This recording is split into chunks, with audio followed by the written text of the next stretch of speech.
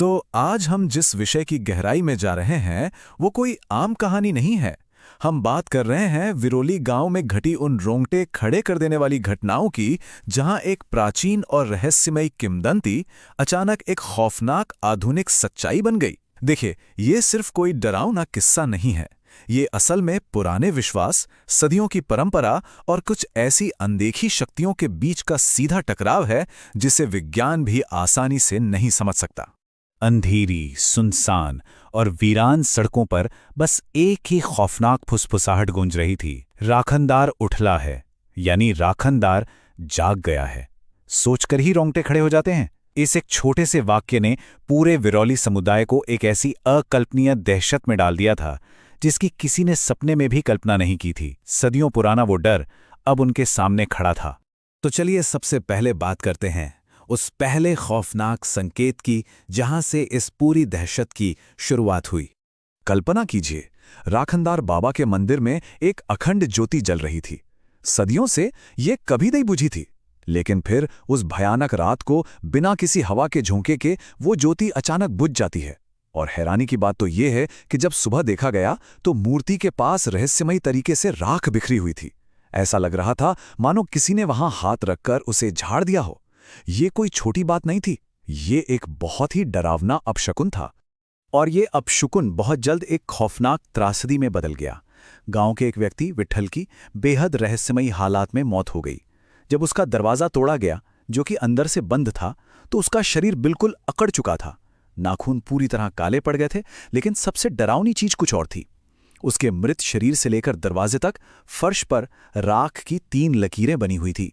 ऐसा प्रतीत हो रहा था जैसे राख से सना कोई इंसान या साया कमरे में आया हो और हवा में ही गायब हो गया हो। अब इस सब को गहराई से समझने के लिए हमें राखनदार की उस सदियों पुरानी किंवदंती की ओर रुख करना होगा।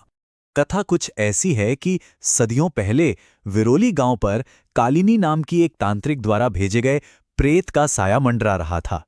तब बनारस से ध्रुवनाथ नाम के एक सिद्ध साधु वहां पहुंचे। उन्होंने लगातार 7 दिन और 7 रात तपस्या की और 8वें दिन उस भयानक प्रेत से सीधा युद्ध किया। अंत में साधु ने अपनी खुद की आत्मा और उस प्रेत दोनों को हमेशा हमेशा के लिए मंदिर की दीवारों पर जमी राख के रूप में बांध दिया।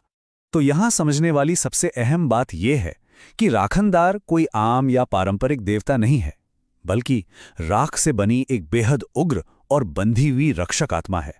और इस शक्ति को रक्षक बनाए रखने के लिए एक सख्त नियम था, एक प्राचीन समझौता। हर साल आषाढ़ पूर्णिमा के दिन उसे बकरे के रक्त की बलि चाहिए होती थी। लेकिन क्या होता है जब आधुनिकता सदियों पुरानी इस परंपरा से सीधे टकराती है? आइए इस प्राचीन परंपरा के टूटने पर गौर करते हैं। हुआ ये कि पूरा गांव 2 अलग-अलग विचारधाराओं में बंट गया।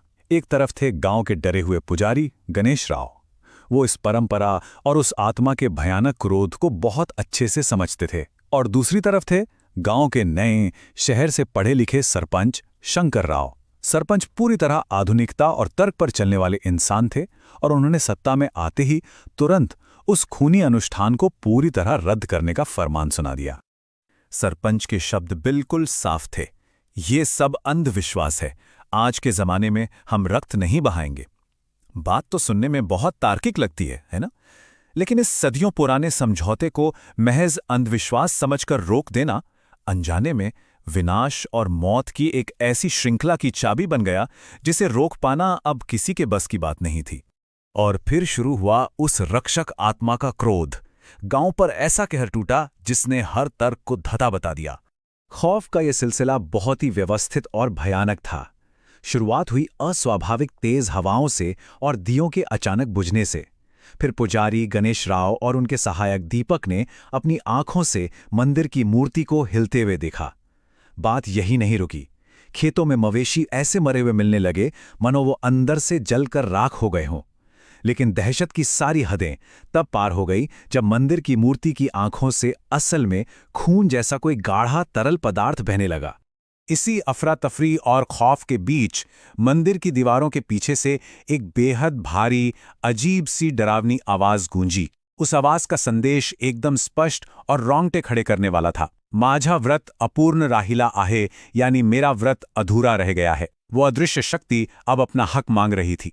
जल्द ही इस गुस्से ने अपशकुनों की सीमा पार कर ली और गांव वालों के जीवन पर सीधे हमले शुरू कर दिए। अंबाजी नाम का एक किसान अधमरी हालत में मिला और ध्यान देने वाली बात यह थी कि उसका चेहरा राख से सनावा था। एक गाय की लाश मिली जिसका पूरा खून किसी ने शरीर से खींच लिया था। और फिर सबसे दर्दनाक घटना घटी। खेतों में खेलता हुआ एक बच्चा अचानक हवा में कहीं गायब हो गया। तर्क और विज्ञान अब पूरी तरह दम तोड़ चुके थे। अब बारी थी उस आत्मा के अंतिम प्रकोप की। विज्ञान और तर्कों की बात करने वाले नए सरपंच को अब लगातार डरावने सपने आ रहे थे। सपनों में एक लाल आंखों वाली और राख से ढकी आकृति उन्हें मौत की चेतावनी देती थी। और फिर एक रात नींद में चलते हुए सरपंच मंदिर के पास पहुंचे और वहीं हार्ट अटैक से उनकी मौत हो गई। लेकिन जब उनकी लाश मिली तो सबसे खौफनाक बात यह थी कि उनके चेहरे पर राख से सने 3 हाथों के निशान छपे थे, मानो किसी ने सच में उनकी आत्मा को उनके शरीर से खींच लिया हो।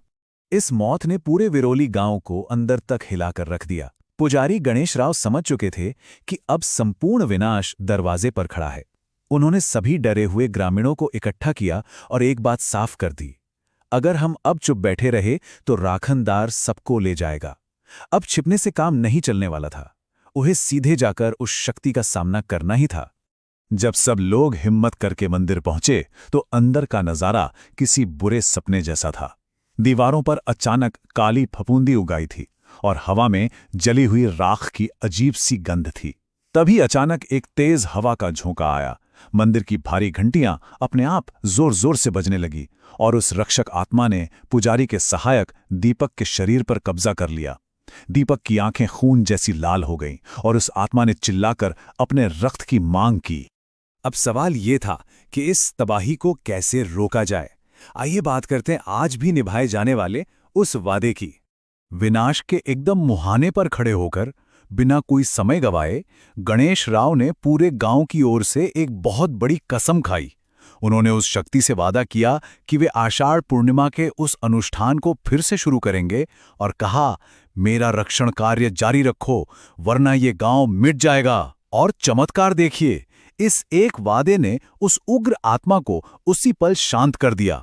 दीपक बेहोश होकर गिर पड़ा और गांव उस रात पूरी तरह तबाह होने से बच गया। अब यहां सबसे दिलचस्प बात सामने आती है। गांव वालों ने इस पूरी स्थिति का एक बड़ा ही अनोखा और आधुनिक बीच का रास्ता निकाला। उन्होंने पारंपरिक तौर पर दी जाने वाली पशु बलि को हटा दिया और उसकी जगह नारियल चढ़ाने की नई प्रथा शुरू की। और हैरान करने वाली बात यह है कि इस बदलाव ने असल में काम किया। वो शक्ति शांत हो गई। ये अपने आप में प्राचीन परंपरा और आधुनिक विचारों का एक गजब का संतुलन है।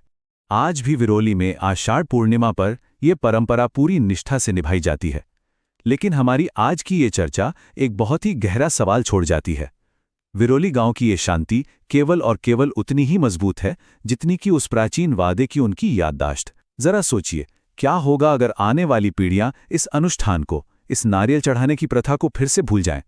क्या मंदिर की घंटी फिर से बजेगी? क्या वो राख अपना हक मांगने फिर से वापस उठेगी? इसी सवाल और विचार के साथ हम आज के इस विश्लेषण को यहीं विराम देते हैं। इस रहस्यमयी और गहरे सफर में अंत तक साथ रहने के लिए बहुत बहुत धन्यवाद।